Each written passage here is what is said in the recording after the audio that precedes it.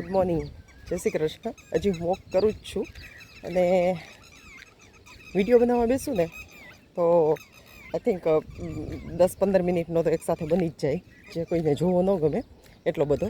એટલે મારા લગભગ વિડીયો હશે 2 મિનિટ 3 મિનિટના, જો વ્લોગ જેવા જે કરું છું એ. અને બસ એનાથી વધારે બધા મોટા ન ગમે.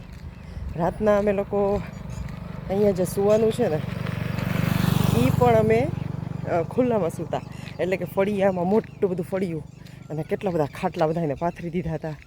પણ બહુ મજા આવી ગઈ. પણ એકચ્યુઅલમાં શું છે, મને રાતના ખુલ્લામાં આમ એમ કહે ને કે જોકે મચ્છર નહોતા એટલે વાંધો ન આવ્યો, પણ મને બીક એ લાગતી હતી કે રાતે મને એ લોકોએ કોકે કીધું હતું અંદર કે દીપડા આવે છે. એટલે સૌથી વધારે તો બીક એ લાગે કે દીપડો ક્યાંક આવીને ખાઈ ન જાય. લઈ જાય તો વાંધો નહીં, પણ કાસાવ ખાઈ જવો જોઈએ. વળી પછી અધ કચરો રાખે ને તો એમનો મેટેક આવી જાય. એટલે રાત્રે સરસ મજાના ફળિયામાં સૂતા હતા અને એટલી મસ્ત નીંદર આવી ગઈ કે જે એસીની જરૂર જ નથી. અહીંયા બપોરે તડકો નથી લાગતો, ગરમી હોય પણ એવી ગરમી નથી કે જે આપણે સિટીમાં, મારે રાજકોટમાં હોય છે.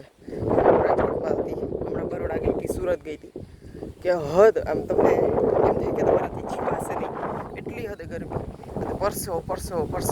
અહીંયા એ વસ્તુ નથી થતી, એટલે બહુ મજા આવે છે.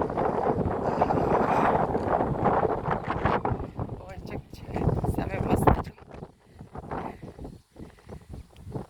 વાહ, શું વાતાવરણ છે મસ્ત, આમ તબિયત ખુશ થઈ ગયો.